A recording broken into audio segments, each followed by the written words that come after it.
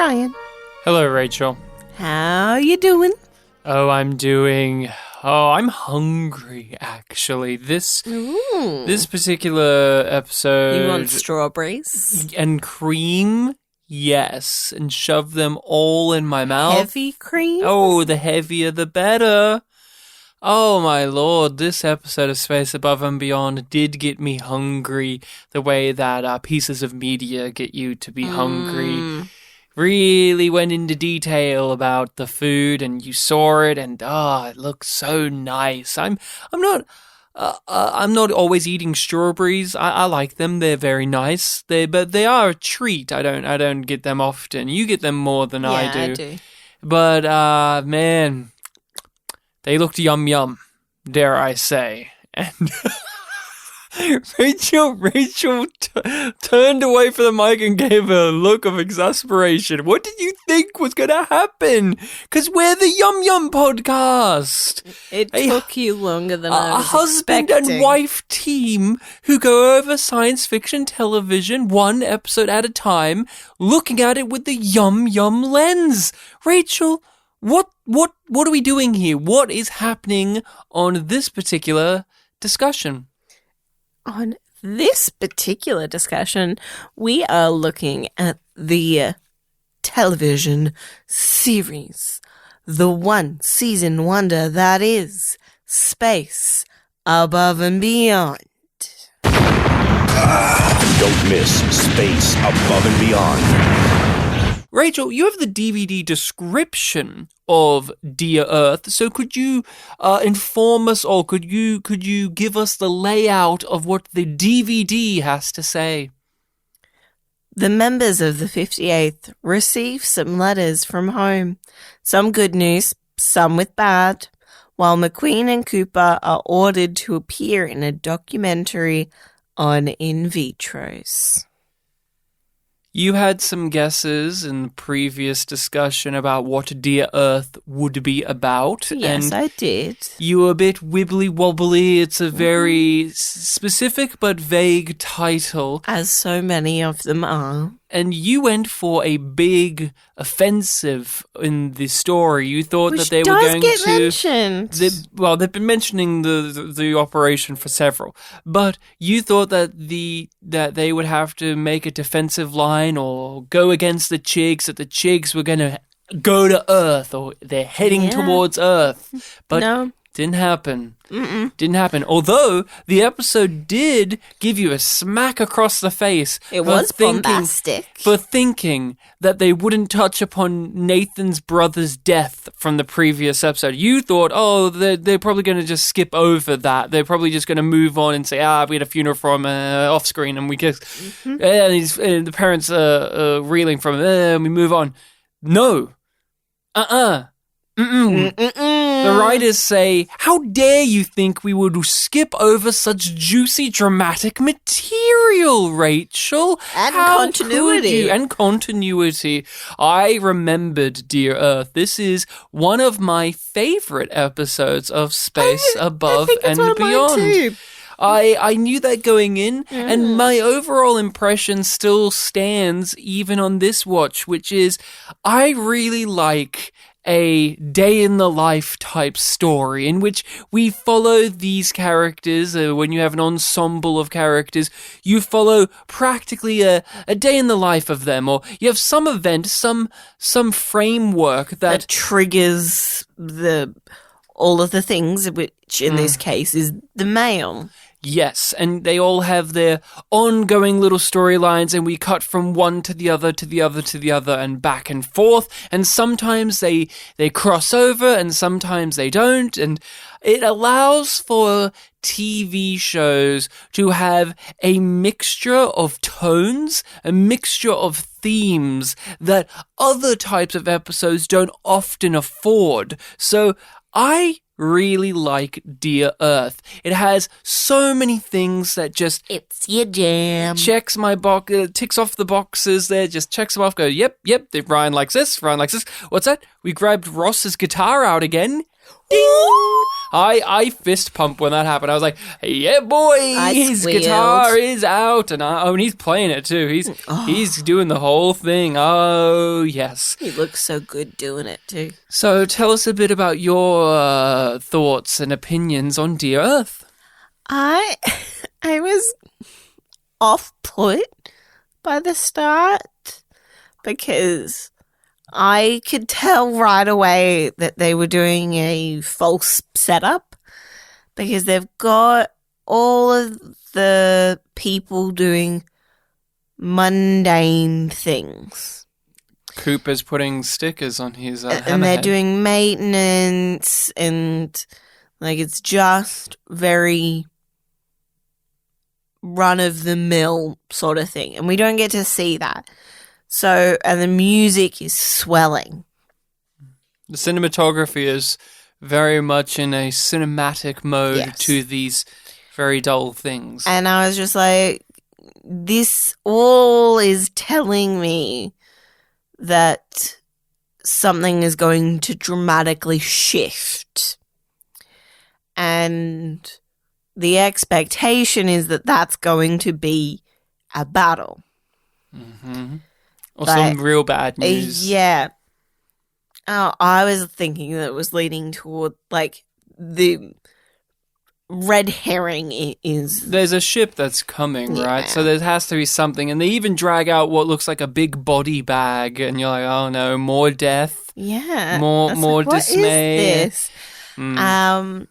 But you weren't fooled. You had a suspicion that it was going to be something goofy. This is going too hard in one direction, so it's going to be a red herring. Like, at this point in the show, I'm like, nah, you wouldn't do that now. So 10 episodes ago, yeah, you would have done that. But not now. Not now. I wasn't expecting it to be the male, so that took you by surprise, huh? Yeah. And then I was like, oh, this is the Earth stuff. It's Earth finally reaching them. Mm-hmm. Not the chigs reaching Earth. Yeah. And I was like, this is better. This is better than my half-assed, vague attempts to guess a plot from the title. What makes it better is that it is completely honest to the mantra that is Space Above and Beyond, where it will take the opportunity to go to the heart of the characters and to humanity, rather than just the big story, universe, war-y stuff. Even here, in this particular episode, there is a Chig firefight, but it is in the background. It is there to serve to the character work that we are playing with here. It matters more that he stepped in their shit than they... Well, it launches off Wang's storyline of his boots, and we'll get to all the storylines, but the mail was a surprise for you. But what was your overall reaction early on to the premise of this particular one, where the mail is going to serve as this ongoing function to necessitate these day in the life or little struggles for each member of the 58th? I kept on being surprised by how good it is and how well it works. Because I was just like, this is really smooth. It's doing all of these things, and like, I was like, oh wait, we're going back to that thing. There's like so many things running at once, but they all feel balanced and manageable, which is very different than the episode that was earlier in the season that also had like multiple storylines, but it was just like, this is messy. Mm. It's like, this is very straightforward. Like, they've got a lot of things happening, but they're all very simple things. And they're, like, running alongside each other and starting at different points. And it was just so well crafted. Hey, what's the big hoo-ha? It's only mail. Right. You'll find out soon enough. Mail call's the only thing we have to look forward to. What are you waiting here for, huh? Letter from Ma and Pa saying how proud they are? Mail calls, no place for tanks. In 15 years, all I ever got were divorce papers and letter of congratulations for being a finalist in the Publishers Clearinghouse sweepstakes. Let's just go over some of the storylines. Well, let's go through the characters, because each character gets a story, gets a thing that they have to wrestle with, whether it is big or small, personal or just silly or not so hard-hitting. I do want to touch upon Nathan West first, since he relatively gets a small amount of time given to him here, but also it is following directly from the previous. So could you walk us through what is happening for Nathan West? What's his letter? What's his issue that he's having to manage? His letter is from his parents, and it does not mention that his brother is dead. And he is convinced that this means that they do not know. And he is trying to deal with that situation and rectify it. So he bumps into McQueen and is just like, my parents didn't mention this in their letter. I don't think they know. And McQueen's just like, they should have been notified. There's a procedure. We've been doing this for like 300 years. We got this, bro. And then he goes in. And Nathan's still not sold on that. He's still unsure. He goes into the system and finds out that they notified the wrong Neil West. Mm-hmm. The wrong Neil. That one spells it Neal. Mm-hmm. Mm-hmm. So he speaks to the Commodore, and the Commodore says the other people have been notified that they were incorrectly told that their son died, which is pretty fucking shitty for them. And that, you know, Neil's actual parents, the right Neil, Nathan's parents, will be getting their pro forma yellow note in the mail soon. He hands a copy of it over to Nathan, and he reads it. This is what they'll get. And he's dismayed by how just impersonal it is. Yeah. Like it's just standard. Yes, it is the format. It's just, here it is, and we just put your person's name in there, and then we send it off. And which we've already seen before when other people have been, like, within the Corps has been notified of deaths. Mm-hmm. And that scene there between the Commodore and Nathan was really well handled, because it's just like, yes, this is standard, but it's not good enough.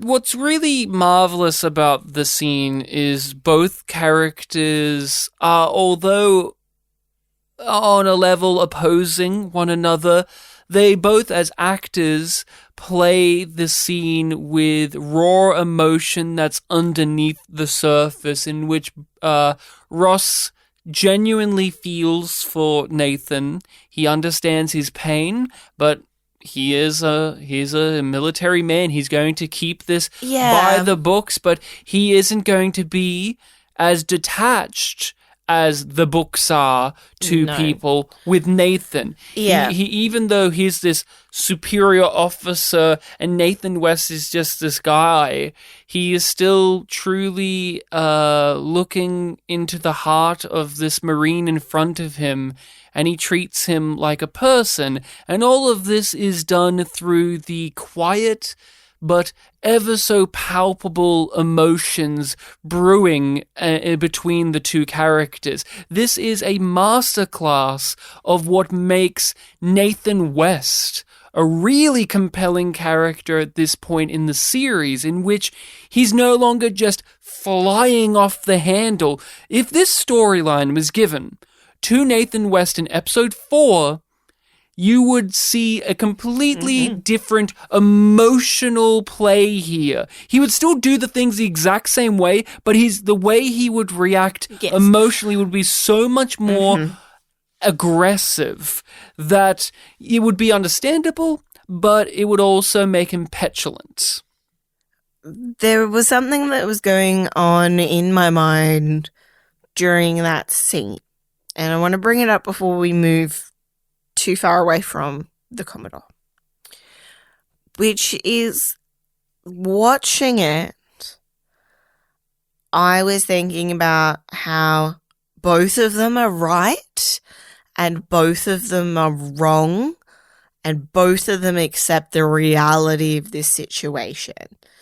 Like, they're accepting of the impasse. West knows that this is procedure, and it's procedure for a reason. So does the Commodore. The Commodore also knows that it isn't a human enough connection to respect the life of the person lost. And so does West. So they both know these things to be true and accept the paradox and the emotions that come with that and the rawness of it. And West, as a character, would not have been capable of that earlier in the season. He fought, defended, and died for the cause he believed in. I am sorry for your loss, Lieutenant. I truly am. Your brother was a good Marine. But this is proper Corps procedure. Proper Corps procedure isn't good enough for my brother, sir. And then we get to the sequence at the end of his story where he gets to write back home to his parents, and he gets to release all of this trauma and also love and all of these truly nuanced, complex, and layered views that this character has about what has happened and his brother and family and what it is to be alive. And that's when we have to tell you people listening right now that that's what ends the episode, and that's what also made Rachel tear up. Could you talk to us all a bit about that? Even me, because I was a bit taken aback by how much you were weeping at this a bit. You had it made me well up. It didn't fully make me cry. It got me close though. I think if Ryan hadn't said anything, I probably would have. I was taken aback because it's West. Yeah, it's West. I hated West. I thought he was a nufty. The classic Australian phrase, nufty. Look it up, children. But yeah, tell us all about what was going through your head with this and why it struck such a nerve with you. I knew that you were going to ask me about this, and I'm still just like, how to explain why something has emotional resonance with me. It's a difficult question to answer, especially when it is so fresh. But the deep and sorrowful grief and celebration that his letter has that really struck a chord from me, because it's like all of these layers in this moment and in this scene add up to me feeling for West. But it was the line that he has, if you get another yellow letter, don't open it. Just read this one again. Read this one again and know how much I love you, and like I'm happy to be with my brother again. Yeah. Like reunited with him. It was just a perfect pitch for that moment for me, because it's reaffirming that like West has accepted death as part of his life now, and that little bit of mournfulness for the innocence that he's lost and how far away from that he is now, but also the acknowledgement that this might not be the last time that his parents go through this. Yeah, the truth of the scenario that he lives day to day, that the next day could be the one where he dies and they're left. Which is with what he tries to remind his brother of at the start of this episode, like last episode. But we get the flashbacks to it. Yeah, this pairs and mirrors beautifully with Toy Soldiers, and this being the final moment of this one was really effective because we have been having a lot of fun in Dear Earth. There's a lot of fun sequences. Even some of the other stories, although hard-hitting, have really cracker moments that make you smile or laugh or have, yes, profound thoughts. And there's really some hard-hitting moments within, say the documentary portion of the episode. But with this being Nathan West here and coming in at the end, it really harkens back to that Space Above and Beyond is a show that isn't afraid to explore the full spectrum of emotions and tones. And with an episode with a format, with a structure like this, this allows the writers to actually go for it with that. Actually have a story within 45 minutes where they can try their best to go through all of the different spectrums of emotions and tones. And a thing that I really want to hammer home is, like, for me as a person, it is never just one moment that can make me cry in a TV or a movie, right? I have to be worked up to the point where I'm tearing up. And so many other moments laid the groundwork for that to hit so hard within this episode, as well as the stuff from Toy Soldiers and previously as well. Like, I got emotional and frustrated and angry with Damfu's story. I got caught up in Vanson's anger and joy and silliness. Probably most of all, I was heartbroken and ridged up from McQueen's monologue about the ammunition store. Oh, we will talk about that. Space Above and Beyond, when starting this, before we even decided we're going to do this as a podcast where we sit down and talk about it, I had been wanting to rewatch it. It's been a while and you hadn't seen it. And I truly did not expect when going through it, even with a fine-tooth comb, but just looking at it, to have such a connection to the spirit that this series is putting forth, where it is about the characters, it is about the tone, and it is about trying to draw out emotions from the viewer. I watch some TV shows, as many of you know, because we get Yum Yum from Star Trek Discovery, where either there's a lack of emotions or they're disingenuous.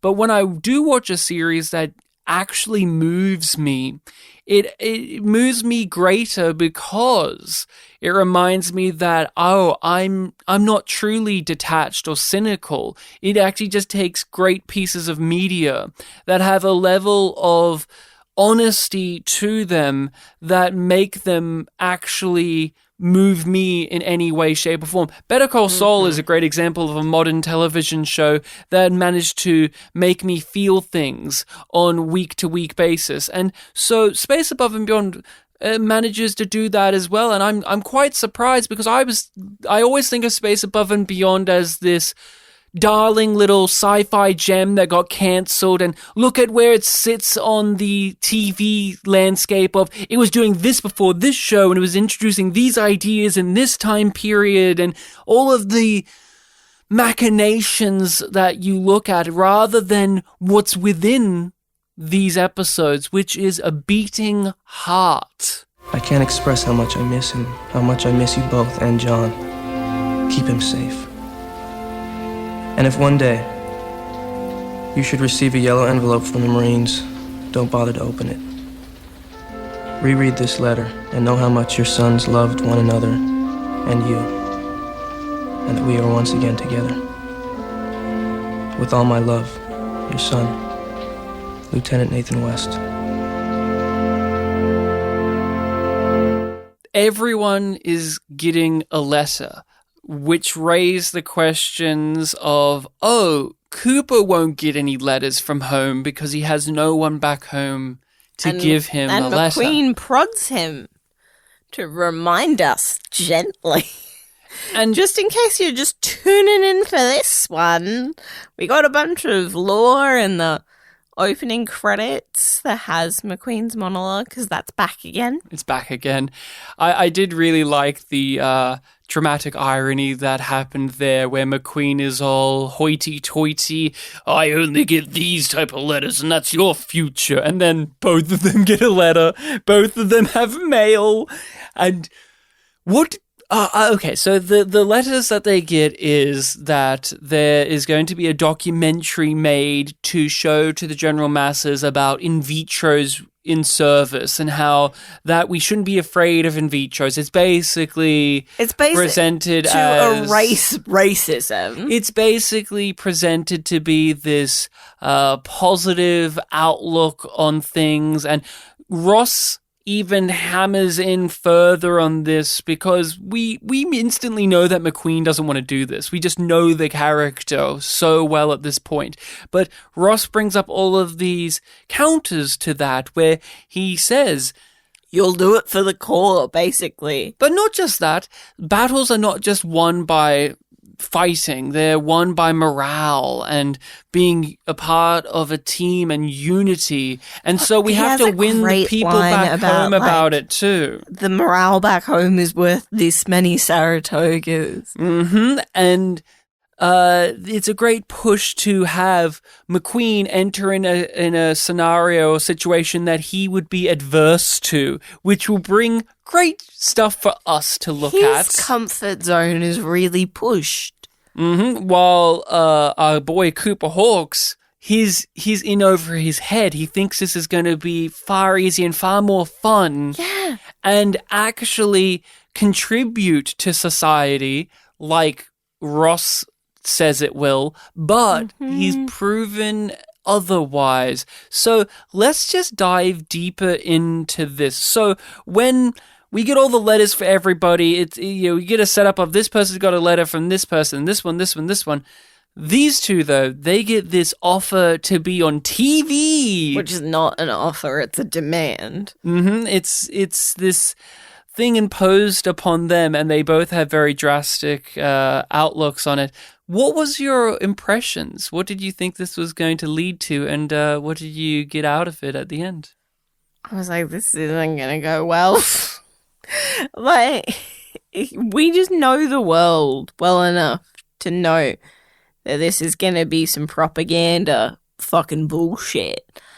And it's interesting that this comes at the point after we've just had the loss of Neil, who was spouting rhetoric that was very clearly from propaganda. And now we're seeing our characters be used as fodder for that machine very directly.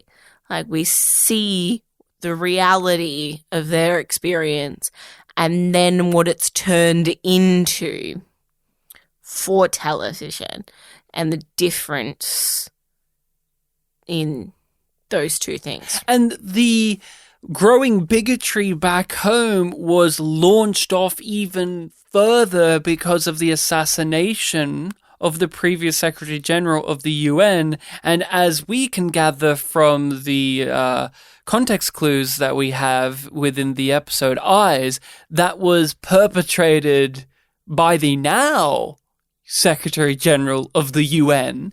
And so whose whole platform was, I'm all for human and in vitro rights. And to get to the Secretary General of the UN position, she had to use an in vitro as a weapon, and in so doing has just generated more fear, more hatred, more bigotry, to the point in which now we have to have these propaganda ads or videos. Because she's in control. Isn't she great? She's not even here, and she's already pretty great. I miss her. Hayden, come back. I love you. You're so evil and yet complicated. You're a real game. You're playing the Game of Thrones. But I actually was a little bit dumb because when they brought the documentary crew in, they were played for comedy. So I wasn't looking at them through the almost Babylon 5-ian lens, where you have Babylon 5 episodes where they bring in the news crews and you know what they're going to do because we know the news in real life and news within the show. Here we don't know the news too well. No. We don't know this world too well. And so when they bring in the guy from Seinfeld to come in and he's being as goofy as he was in Seinfeld, I was a little bit taken aback. And Cooper Hawkes, that actor, is also playing up the lighter side of the character. He really leaned into in this particular episode throughout, especially when he was getting traumatic events happening towards him, bigotry thrown his way. His almost childlike voice that he uses for Cooper Hawkes every now and then. He has this that we haven't heard it in a while. That thing he retreats into. But I wasn't expecting it immediately, but when it really turned the screws was when the guy interviewing Cooper just directly went for that real nasty jab at, since you have no one back home and you're looking at all the letters, are you still loyal? Who are you loyal to if you have no one to be back home to be loyal for? As soon as that line of questioning came in, I just sighed and went, that's right. We live in space above and beyond world where people are shit. Just everything's a nightmare. And so we're going to have a bunch of scenes now where we're going to have to watch Cooper slowly realize that he's being filmed, and this is going to spin out of control if he doesn't control himself. Yeah. And that they aren't doing it for the reasons that he thought they were. His optimism shattered. Yeah. And we have to see him just live with that. And throughout the story too, we have a little mission that they have to go on, and we introduce that there is a member of the squadron that is a bigot, that is hateful, and just openly makes these horrid remarks about tanks. He doesn't give a fuck. And during all of the documentary stuff, this guy's chipping in with his little comments and making these slurs and remarks as he walks to and from. And so you have that ratcheting up as you go along too, because we know that Cooper is a hothead. That's what he started out as. But you can see that not only is his character development made him grow more, but he's also having to stop himself because he has a camera pointed at him. What did you think about that inclusion into this particular plot line? Because it has been a little bit of time since we've seen Cooper have to reconcile with open bigotry towards him. Yeah, and it's heartbreaking to see him go from the genuine optimism that he has when he's lying through his teeth, saying, nah, there's no racism here. Having just served with a guy who was slagging him off in the battlefield. Yeah. Because he's got a family. He does have a family with the rest of the 58th who have grown to accept him, understand him, and truly support him. And you do have someone like McQueen. They even reference it within the episode. There's a lot of meta stuff happening within Dear Earth as well, where they talk about the father-son relationship. Hell, there's a whole scene where McQueen gives a big speech to the 58th where he's really talking to the audience. He's really talking to the people so much. Where he's really talking to those internet nerds who were complaining that these people who fly spaceships go on the ground and shoot stuff.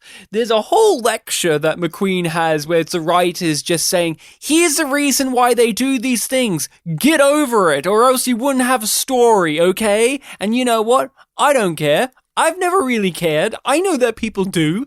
It's still a thing that's brought up. I don't give a shit. I don't give a shit either. I don't care, right? I know that there's reasons why I should, but I'm just bought into the narrative so much that I go, okay, this is the stuff that they do.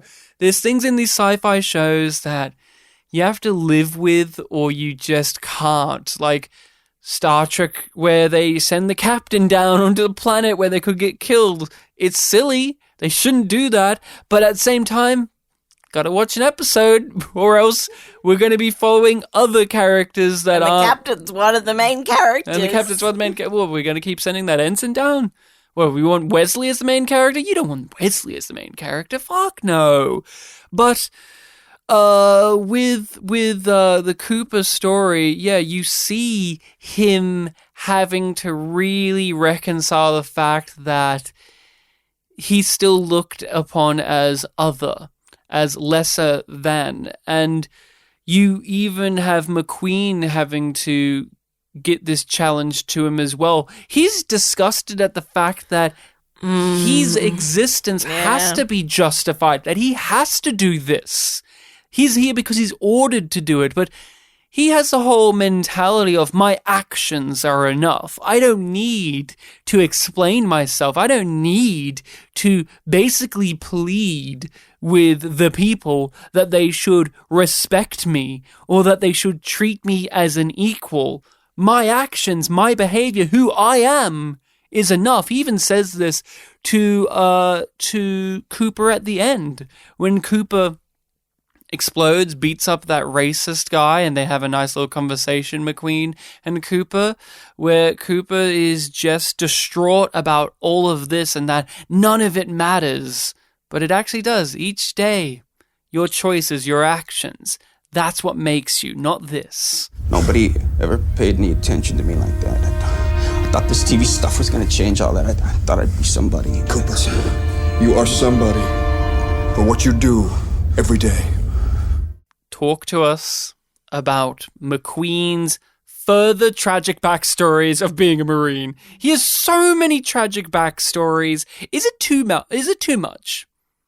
I am wondering that, because it feels like every 3 or 4 episodes he gets to have a cool monologue where it's about the nightmares of being him. Yeah, but it makes sense.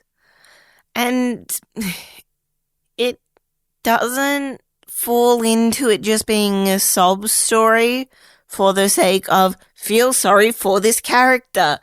It's not them telling us to feel sorry for him.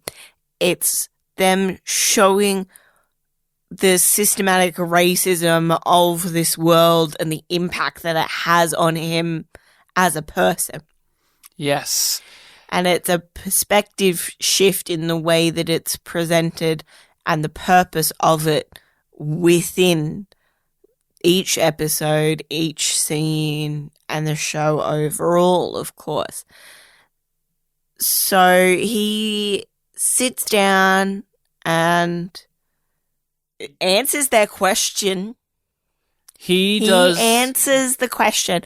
And that's the thing that I really like. I smiled at when he went into it, because I was like, this is going to answer their question, and it's not an answer that they're going to be able to use, but I'm going to fucking love watching the shit out of this. McQueen is the embodiment of the character who says the uncomfortable truth and unflinching honesty of the world and of their experiences. And so, of course, when they do show the documentary, they don't include it.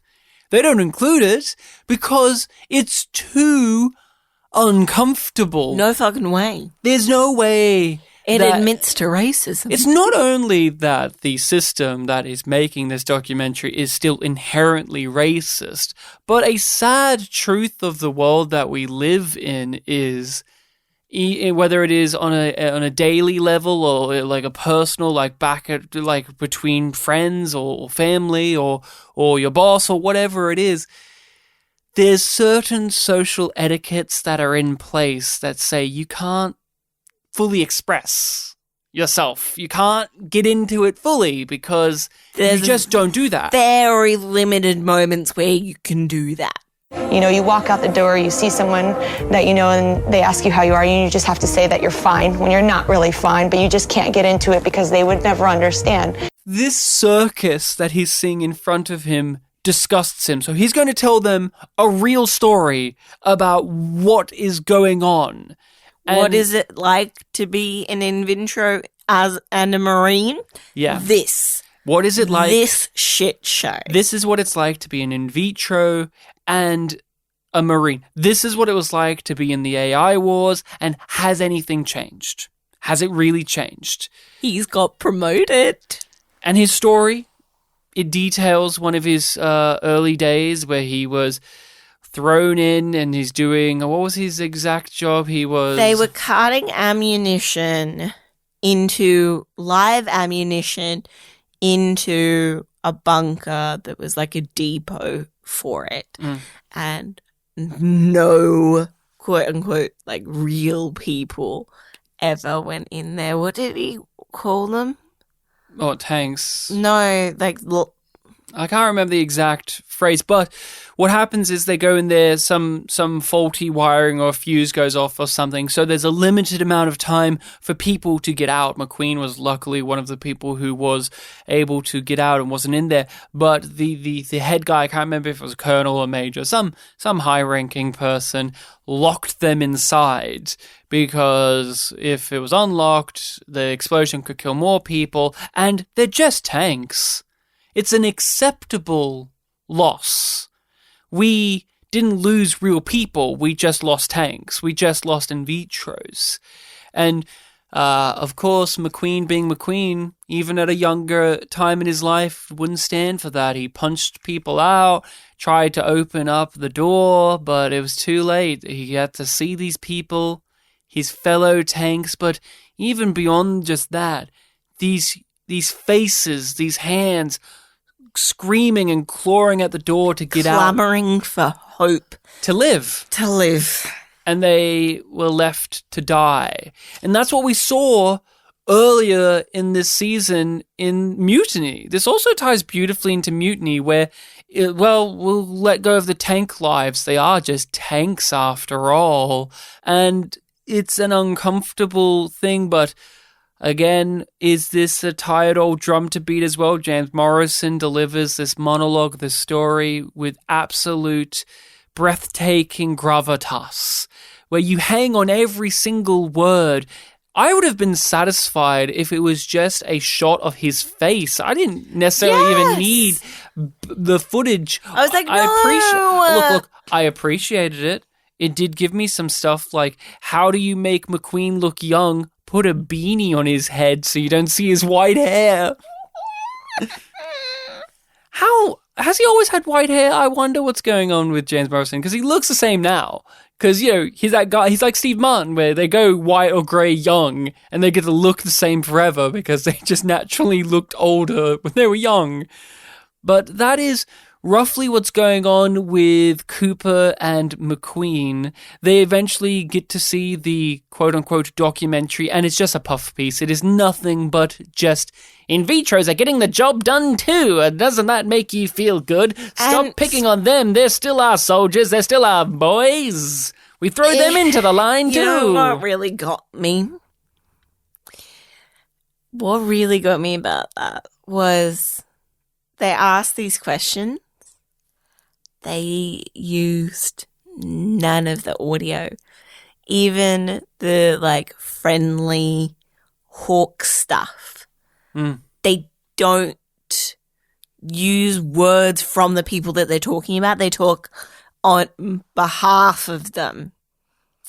And they aren't humanizing them in any way in the language that they're using.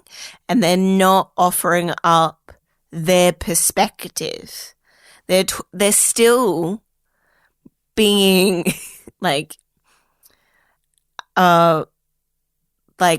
they're still presenting it in a way that shows their prejudice. Because they're not giving them a voice.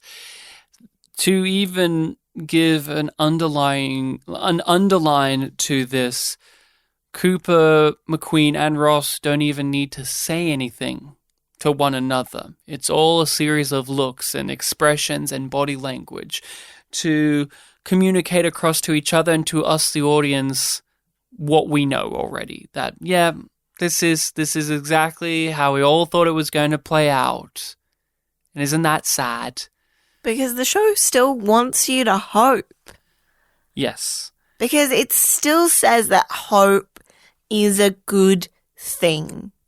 You want Cooper to be right, for his dream to not be crushed, even though you know that it is going to. And Space Above and Beyond is a show I never thought it would be this good at showing the harsh reality of the world. I just didn't think that it was in this show. They say in vitros, tanks are disloyal, lazy, and unable to dream. The soldiers who were lost in that bunker gave their lives loyally for this country. There is a lot of harsh truths and realities to this, but there's also things that help offset the rather brooding and thoughtful nature with some moments of levity, but ones that I wouldn't say impede upon the more weighty material. So we get Wang's story, where Wang is here, guys. He's here, and he stepped in some weird goo when they go down on a mission to blow up some stuff. And I also appreciate that it's almost like they heard my criticism last episode about how I don't give a shit about the missions, even though they tell me. This was one where they did that, but it actually was on purpose. Like, you aren't supposed to care about what the mission is, what they go down there to do, and why they're shooting chigs.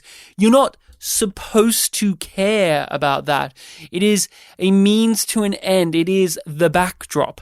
So Wang can go down to this planet, step in some alien goo. He has to go back and get his boots put into quarantine where they look through the foreign substance and make sure it's all good. And Wang gets to have an ongoing running saga and gag throughout the episode that bleeds into pretty much everybody else's stories, where he's trying to get boots that fit him because, of course, they give him new boots, but they're too small for him. So he has to fill in a requisite form to get boots that do in triplicate. In triplicate. And it's just this entire journey of him getting boots, and he's wearing boots that are too small for him, and he's commenting about it. And then we get the beautiful comedic payoff to his boots, which is he gets the old ones back because what did the boys in the lab find out, Rach? It was shit. Mm-hmm. He stepped in an enemy latrine. And now he is all, these boots are softer. Because his old boots stink now. They stink like shit. I truly did get so much joy out of this ongoing little storyline for Wang, where everyone else has things that are really important to them, and Wang is a character where a lot of things that are important to him are very abstract and or superficial at times. His letter from home is a piece of soil from the baseball diamond that he likes, and a book about baseball signed by his parents. He got a whole box. Mm-hmm. He didn't just get a letter. He got a box of stuff. Everyone else's letters or things really touched them in their soul and in their heart. And his stuff is just sports. I love sports, and I love my boots, and I love my lucky shirt. He is a character that is very much somebody who gets comfort from physical things. So to have this whole little thing about his boots really lined up with Wang, I just, there's not too much to say about it other than I really found myself quite surprised that I enjoyed it as much as I did. What about you? What did you think about Wang is just given, your boots, your poor boots, they got taken away from you. What did you think? And I like the moment where it's just like, I hope I don't have to go through quarantine again. I'm like, yeah, that did really suck for you. Mm-hmm. Quarantine is never a particular fun thing. But he's paired up for a lot of the storyline with Damfu. They are often paired together. Although in our ensemble, they're the characters that get less than. They are often regulated to exposition and or just emotional support for other characters, which is a complaint. If Space Above and Beyond was redone, or if they did get a second season, that's something that really needs to be ironed out of the series, is giving these two characters more of an overt presence than they do. We've loved Wang. He's been given some good stuff here and there, but he still feels, as does Damfu, secondary within our ensemble, and it is also unfortunate that it's the two people of color that are that. Not shocking. I'm a little bit surprised when it comes to the fact that one of the main writers is clearly the real life Wang in a lot of ways. But that Wang is also the character. Yeah, I was just like, is the one that's given least amount of stuff to do. They were very much hamstrung by the time. And just focus and priorities. Mm-hmm. But he's teamed up with Damfu for the majority of the story, and she gets a letter, many, many pages. And did you see it coming? That it was a Dear John letter? No. And then I was like, wait, they've mentioned her roommate before. I'm pretty sure they've mentioned. Oh, the chick that he's now with? Yeah, Michelle before. I don't remember, but I wouldn't put it past it because they've given us the running motif of the letters from home from him and how he would cook them over a meal and she would have to sniff them and test out which with her and use her palate to figure out which one it is, and they have all that cutesy stuff. But you were surprised, Miss. I always see all of these stories coming from a mile away, but I somehow enjoy them anyway. No, you didn't see the Dear John thing coming? Not from the start. As soon as she was just like, yeah, on the planet, I was like, oh. As soon as Wang was uncomfortable to read. That solidified it for me. Like, as soon as, like, if it was just like. Well, we can see it. Yeah. She can't. So it lines up. Ha. I'm not joking. That's deliberate. They literally blind her and have Wang's reaction so that we can see it and she can't. So there's that level of tragedy to her where she's forcing Wang to read this out loud because she thinks he's going to die and these are things that she wants to hear. She wants to savor these moments. But we know... I need to hear from him. But we know from that reaction shot of Wang that... No, this is going to make things worse for you. The construction of the moment made me go, it's not going to be good news. Is it a jerk move that his Dear John letter, he still did the cooking trick with it? I feel like that's a prick move, honestly. I feel like it's a prick move to do 8 pages before you get around to, and... I guess our relationship is over because I'm hooking up with your college roommate. At least when Janeway's fiancé moved on in Voyager, there was he didn't feel scummy as doing that because he thought that they were dead, and also it's been an amount of time, and it's not like he did it. And they were told that they were dead, and then it was some time before he moved on. Dear John letters, they're real gut punch thing, and I know that one of my grandparents got a Dear John letter, so they were, or what's the female equivalent when you write to the woman? I don't know, Dear Mary, I'm not too sure, but Dear Joan letter. I know that I bet there has to be a name for it. There has to be, but. I rather enjoyed this storyline for Damfu. It was sad, but understated. She didn't fly off the handle with it, although this is the thing that's been anchoring her throughout the entire show, is that she had this man back home, and she was also happy that he had this child, and she had this relationship with that, and there was a level of security. And for us, the viewer, Damfu is the one who's the most level-headed and grounded person in the 58th. She's the one with the least amount of hardships to have gone through before becoming a member. And so we look favorably upon her relationship with this man back home, a man that we never meet. Dear Jane. Dear Jane, there you go. Dear G.I. Jane. So we never meet, but when it is taken away from her, you, the audience, are expecting this to have a lot more of a big emotional fallout than what we are presented here. And I want to ask you, how were your emotions with that? How did you feel about that? Were you wanting more of that classic, juicy, like, let's dig into what happens when you take all of this away from a character? Or were you satisfied with the restraint that they put here? I respect the restraint. Vanson and West are half a click from here, and we need to get you some medical attention. Now, if you go along and it gets hairy, I'm scared. I mean, you can't see, Foos. Go! Go! Saving the best for last, are we? Shane, Vanson, and... well, Captain... Yes! She got promoted, by the way. Shane, I love how that's treated throughout this whole entire episode. Everyone's so excited that she got promoted. Except for her.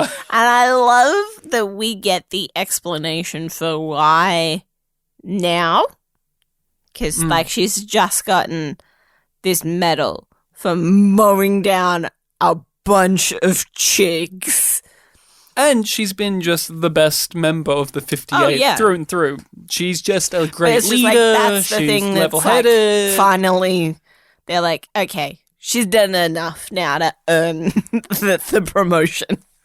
Yeah, I was happy to see that she got the promotion, but they treat it as this flippant thing that she's actually rather annoyed about, and she's more focused on... I would have rather gotten the phone call. On her video message that she received from her sister. And to even bring back toy soldiers again. She talked about how she still looks at her sisters as 12 years old, as children. And she mentions that this sister is engaged and has a partner, and before she knows it, they'll have a kid. And now here we are, where the message she receives is from her sister, and she's pregnant. She's going to give birth. She has a kid on the way. It's a little girl. And I want to hear from you about... She's stolen my name. You get Vanson doing the classic thing that you never see in real life, unless you correct me on this, but you see in TV, and I like it when it happens in TV, where you have a video message or City. I think of Babylon 5 with Jakar, where you get or a message, and they're a pre-recorded message, and the person listening or watching it responds to it, and it's almost like a back and forth conversation. Oh, I love that. I truly love that. I made Rachel choke up from how much I love that. No, I was thinking about how much I love it, and I don't see it in real life when people are accused of stealing baby names. Well, you've never seen that in real life? Nope. Wow, you got to get out of your neck of the woods, Rachel. Get out of there. Have you? Yeah, I've experienced that from time to time. I've seen some petty squabblings about that. So, yes, I actually have.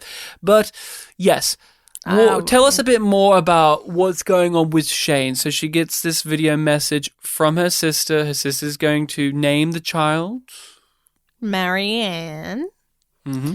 After their mum. And Shane planned to do that when she had kids, and has for a very long time. And of course her sister knows this. So she's very annoyed that her sister is stealing the name. She's pissed. Yeah, like, I've never seen it between siblings. Where do you land on it? Like, when you heard, like, when you saw the scene play out, that first scene, what was your reaction to it? Like, where do you land? What do you side with there? Basically what happens, which is Vincent has a right to be pissed, but she'll get over it. Really? Yeah. I was with Vanson from the beginning. How fucking dare that sister take that name? She knows that's Shane's thing. Shane's the oldest. You know, I was totally... Look, I agree. I love where the arc goes in the episode. I totally believe it. It's genuine. It's true. And it makes the character better going over this hump. But I was totally on Shane's side. I was there with her petulant fury from the beginning. I was like, you're right, Shane. I was like, yes. As usual, you're right. You get to have these feelings, but I don't think this is going to stop you from loving your niece or your sister. Like, I didn't think that it was going to be the start of a family feud of like, she stole my name. I never want to talk to my sister again. No. She wanted to talk to her immediately. Yes! And tell her off immediately. And convince her. Not to do it. Oh, and this sets off a series of what I would best describe as wacky events. Hijinks ensues because there's a long line for the phone. By the way, there was 140 something. Yeah, 140 or 50 something. I got a good laugh. Okay. This episode's really funny as well. We have to mention that because we've really touched upon the more poignant and tragic elements, but this episode's really, really funny. There's a lot of humor in there, and one of the funniest moments to me was something that was just very quick, which was the guy who was on the phone currently and the person on the other end. And not only boring, but it was that type of boring where you wanted to know the context that started this conversation. And I wanted to know their story, but also not. It was a beautiful, beautiful mixture there. I truly loved it. Just the right thing to throw in there. Mm-hmm. But Shane, she's not taking this. She's not going to wait in line. She strikes up a deal with the guy that gives her... After trying to go through the channels. It's you're saying, I'll do it by the books because I grew up on these bases. And it's like, yeah, then you should know that it doesn't fucking work. Doesn't she know that the system is flawed and corrupt? Come on, wake up, Shane. Come on, you've got to get with it. Oh, I did like when, again, so much to love here. She thinks that the channels are going to work for her. Of course they don't. Instead, they just promote her. And again, that actress plays this comedy beat so well because she's so high-strung about the sister thing that everyone is going, hey, great, you're captain, that's so awesome. And she's like, oh, yes, whatever, I hate this. My sister, though, she's the real issue here. God, if only and you get Mank. Mank comes in, who's a character that's introduced here. He just comes in, he's the Milo from Catch-22, the guy who's got a deal and he's always he's always got black market stuff on the go and he can get a thing for you, but you have to give him something in return. He might as well run a syndicate. But he comes in and just remarks, and too bad Captain doesn't get you further in the line with the phone, because she has an argument or conversation with a person waiting in the line. Yeah. Who just... And clearly that's gotten back to him. Oh, well, I think Wang got to Mank because Wang was the one that brought Mank up in the first place. But who knows? Either way, we have the conversation in the line where we have that one guy who calls Shane out on her bullshit rightly. Thank you. Thank you for that. Look, I love Shane's Always character. appreciated. I love following a character on their journey. But, man, if you didn't have someone come in and just say, hey, your thing isn't Stop more being a important fucking than whiny bitch. literally 100 other people's things. And everybody's in this line because they have a personal emergency. Yeah, and he gives her a chewing out and just says, hey, if you want to be here, we've got to do a trade. What does he want? What does this guy want? What's his request? He wants fresh strawberries with heavy cream. That's what he wants. Because he hasn't had real fresh fruit in a long time. Because they just get given the shitty...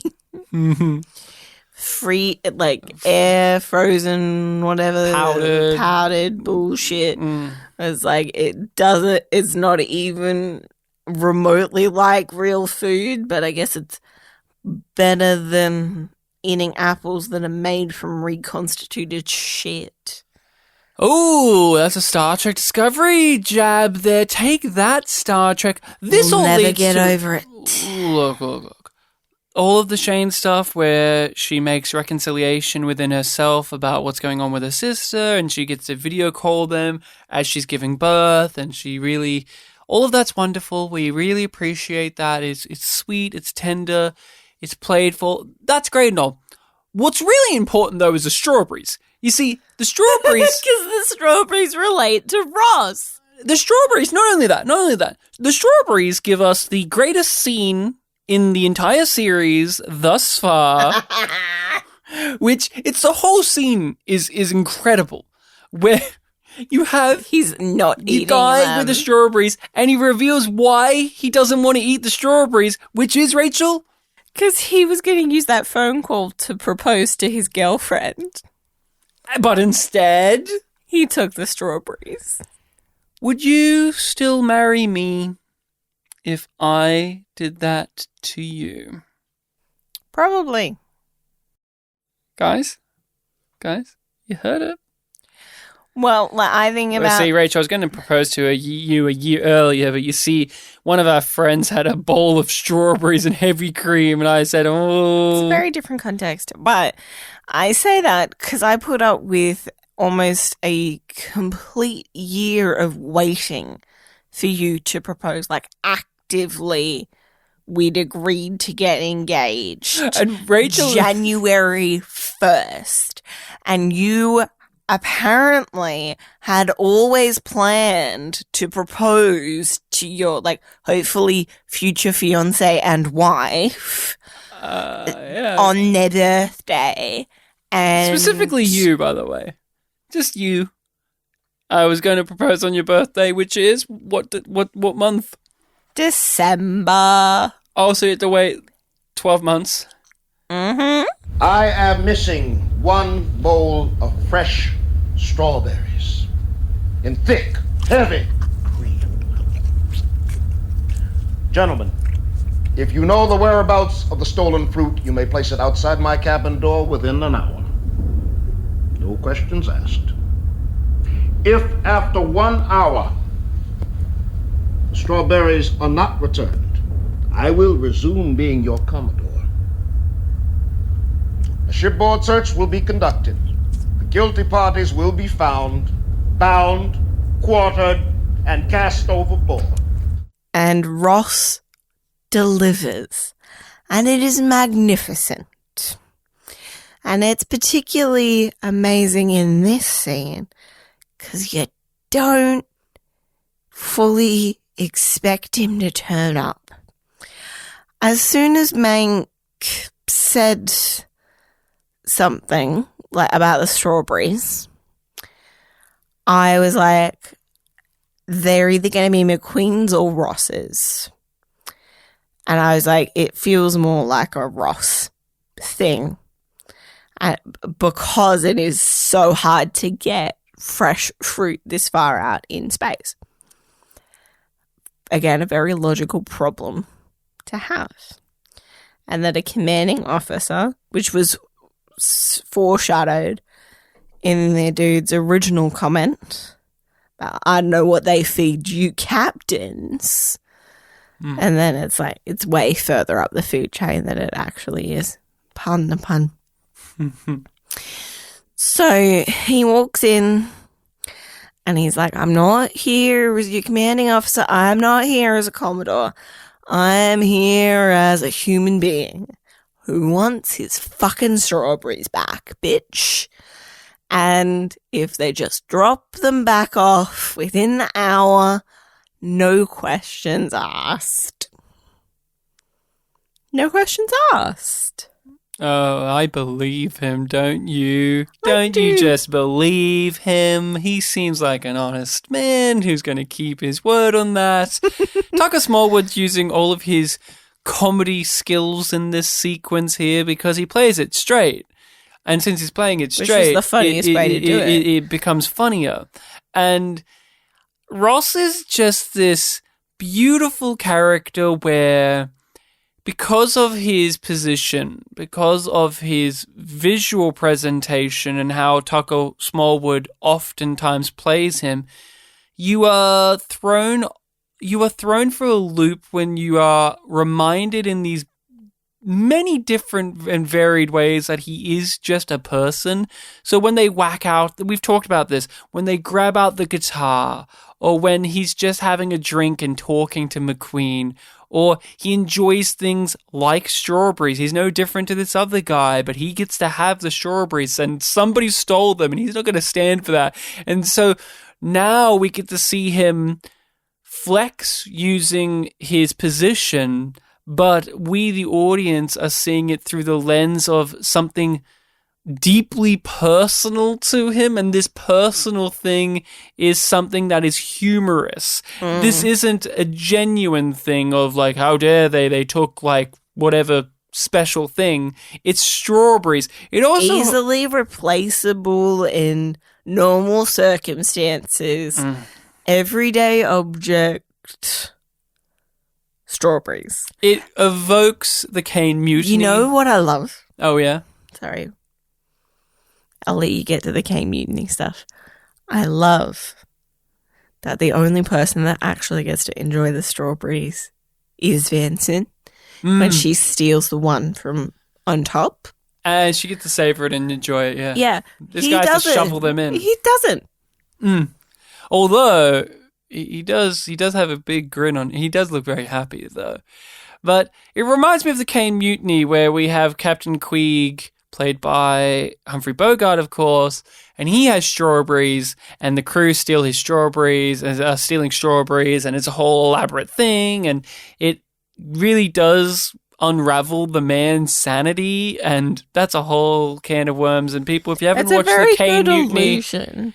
oh yeah, if you haven't watched Kane Mutiny, go watch it. It's a fantastic time. Humphrey Bogart's great. You've got a whole cavalcade of wonderful actors showing up.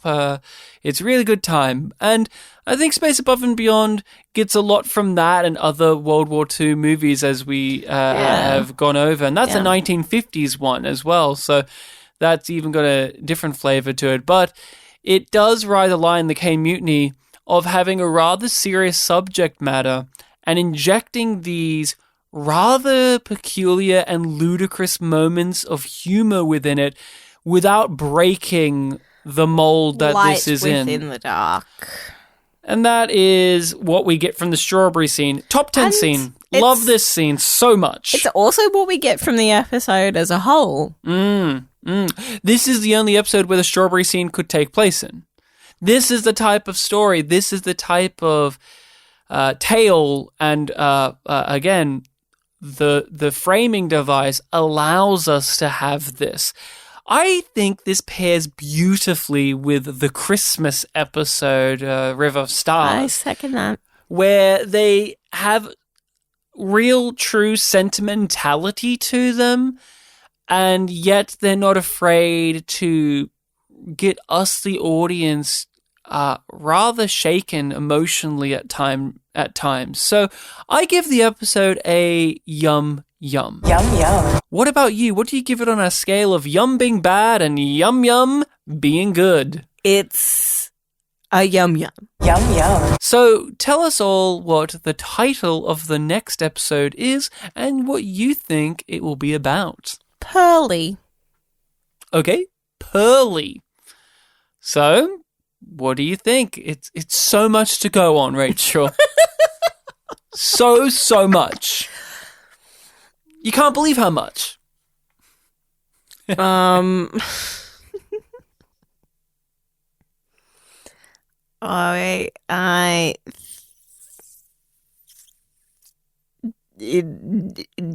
food dealing with her relationship stuff. You're always pulling for a damn food episode, aren't you? I want her to have a good one. She has a really solid time in this, though. I think it'll be back to at least more focused in on a couple of characters rather than the full ensemble. Yeah, that lines up. But I don't think it's going to be West. Do you think it's mainly going to be just another character-driven episode, or do you think we're going to have another war-centric or Chig-centric story? Maybe. I ask that because we've had several in a few. row that are mentioning Operation Roundhammer, or this thing is on the move and this thing is on the move. It's also that you also got to take into account we're in the final run of episodes of the season, which isn't the same as series, because obviously there are going to be some things, as we are obviously aware of, that just aren't going to be able to get touched upon. Yeah. So what do you think in that sphere of, like, do you think it will be another just character episode, or do you think it'll be an episode with an actual mission? Well, I think it'll be more character than plot. Because I keep on saying that I think it's going to be a plot one. Because we keep on not having them. And I'm like, I feel like they will go back to this. So, like, each time I'm like, probability says that they're going to have to do this sometime. So I guess if I keep on guessing, I'll be right. But I'm like, I feel like it's maybe not fully going to be about the mission, but I think we're going to spend more time off the Saratoga. Okay. That's me. So that will be for the next episode of Yum Yum and Beyond. Thank you all so much for listening. You can follow us on your social media of choice under YumYumPod or YumYumPodcast. You can rate and review our show on whatever podcasting host allows you to do so. We would love it if you rated and reviewed, as well as shared the podcast around with all of the people you know. Literally everyone you know, including your enemies, including distant relatives. Doesn't matter. Just link them to the pod and say, listen to it. Listen to it, you little worm. Even if it's someone you love and you call them a little worm, they need to listen. And you can support the show on Patreon, where we have a whole slew of bonus content, including the rest of our coverage of Space Above and Beyond, as this was something we did for our patrons first and then released on our main feed. So if you're listening to this on our main feed, well, you can go on over to our Patreon and find a whole bounty of goods over there, including our full coverage of Space Above and Beyond. That is all we have for you with Dear Earth, a very meaty episode. It's one where it had so many moving parts to it that each thread was worthy of discussion. An episode where you could easily argue it's throwaway in many regards, but also it's doing a lot of work within it.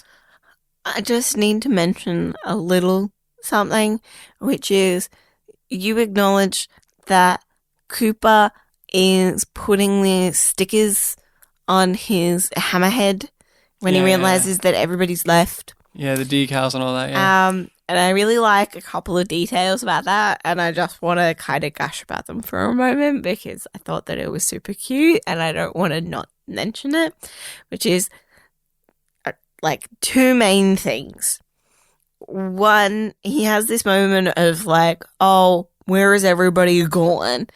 And then he realizes that it's the mail because he immediately goes there. Because it's just like, oh, wait, where is everybody gone? Oh, wait, like, I'm not going to go get mail. What's the point in me going? But he still goes. And two, he has the most decals out of the squadron because he's the best. He's shot down a lot of chicks. He's the best shooter. And although Vance has probably killed a lot more chigs when it comes to ground stuff. That reinforces what Vanson says about Cooper when dumbass racist guy is like, do I have to be with Hawks? Yeah. She's like, you can be with anyone better. And that all ties back in. Do you think on Hawks' hammerhead that he still has painted on it? Oh, it's just on the other side. Oh, you think it's on the other side? The memorial for Pags? Yeah. Since he did avenge Pags, do you think now he just writes R.I. Pags? Here's to Pags.